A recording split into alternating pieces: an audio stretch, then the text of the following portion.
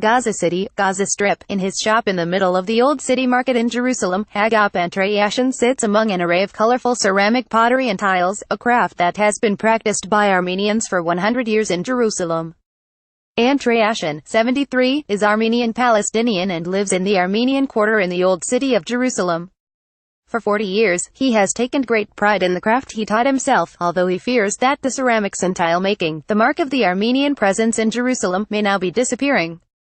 Antreassian explains that his family came from Zaytown in Turkey's Marash province to escape the Ottoman Empire's Armenian genocide during World War I. Now, in southwest Jerusalem's Armenian Quarter, their descendants coexist with Palestinians in the Holy City. During the British Mandate in 1920, three renowned Armenian families, the Balians, Karakashians and Ohanesians, were recruited to repair the tiles on the Dome of the Rock, a shrine that dates back to the 7th century. Ever since, the Armenian families that settled in Jerusalem have continued the crafts that first made them famous back in the Ottoman Empire, not only as a source of livelihood but as preservation of heritage.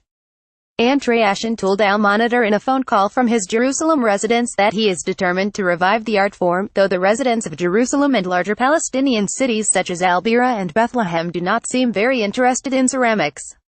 Fortunately, the tourists who come to the old market in the Armenian Quarter flock to the tile shops that are part of the historical heritage in this part of town, which includes a closed Armenian monastery and several ancient churches. Armenian ceramics are some of Palestine's many famous ancient handicrafts such as mosaics, pottery, embroidery, soap and glass, all the mixed heritage of the civilizations that came to Palestine throughout the ages such as the Romans, Canaanites, Byzantines and Phoenicians. Foreign tourists from various countries such as France, America, Germany and others come to my small shop to buy Armenian ceramics, which they see as part of the heritage of ancient civilizations in Palestine. But the Arabs and residents of Jerusalem have no interest in buying ceramics, he said. He explained that the work is laborious, saying, several stages are involved in the making of Armenian ceramics. I start by drawing patterns on the piece, then I use cola for engraving or marking the ceramics. I move to the coloring stage.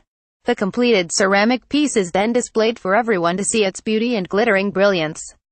Antreassian said making Armenian ceramics gives him a sense of comfort and peace. His motifs are inspired by old Armenian manuscripts and Armenian decorative arts. Antreassian is fluent in Arabic, Armenian, Hebrew and English, which he uses to speak with foreign customers. His shop is often filled with tourists. I make various forms of ceramic pieces at different prices. The smallest pieces are sold for $20, while large prices start at $200 up to $1,000, he said. In foreign countries, they use Armenian ceramics in various sculptures and decorative pieces, but mostly these are not very appealing. They are machine-made ceramics, not handcrafted. When visiting Jerusalem, foreigners rush to buy handmade Armenian ceramics reminiscent of old times. Correction, November 17, 2017. An earlier version of this article incorrectly stated when Antreassian learned his craft. The town his family hails from in Turkey, one of the names of the families involved in repairing tiles on the Dome of the Rock, his statements regarding memories of his grandfather, the scenes depicted in his work, the material used in his work, and the languages he speaks. Apologies.